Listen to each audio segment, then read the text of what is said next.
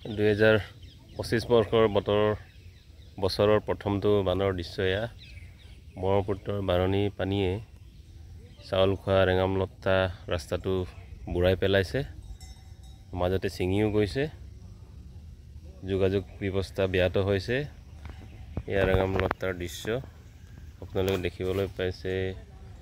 মুৰঙকুম আৰু চাউল খোৱা মিচিং গাঁৱৰ খেলপথাৰ ইতিমধ্যে বুৰাই পেলাইছে আৰু ৰাইজে উঠি অহা যুৱকসকলে নিজৰ প্ৰচেষ্টাত ৰাস্তা মেৰামতি কৰিবলৈ চেষ্টা কৰিছে। এয়া চাওক, এই ৰেঙামলত্তা ৰাস্তাৰ চাৰিওকাষে দুয়োপাৰে পানী।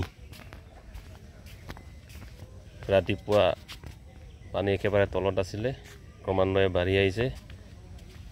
এই ৰাস্তাৰ ওপৰেদি পানী বাগৰি গৈছে, অলপ পিছতেই গোটেই ৰাস্তা বুৰাই পেলাব।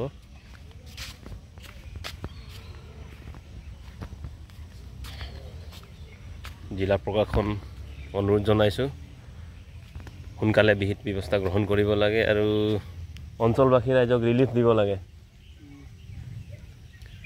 আৰু জলসম্পদ বিভাগকো অনুৰোধ জনাইছোঁ, সোনকালে নজৰ দিব লাগে আৰু প্ৰয়োজনীয় বস্তা জাতীয় যাৱতীয় যিটো প্ৰতিৰোধ কৰিব পাৰি এই ব্যৱস্থা গ্ৰহণ কৰিব লাগে অনুৰোধ জনাইছোঁ।